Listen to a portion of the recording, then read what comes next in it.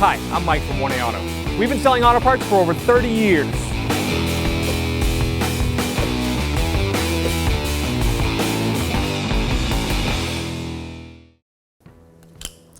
So I have a 2007 Mazda 6 model car, and I'm going to show you how to just take the center cap off and replace it with a new one that we sell on our website at 1aauto.com.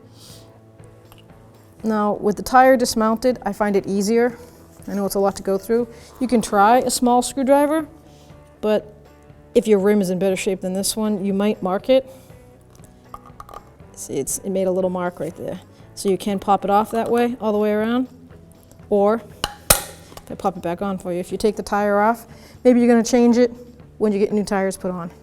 And if that's the case, give them to the tire company, or you can put them on before. And just take a solid item and you just bring it to the back there and just pop it off. And it comes right out. Put the new one on, you just snap it in. There's no top or bottom because it is a circumference wheel.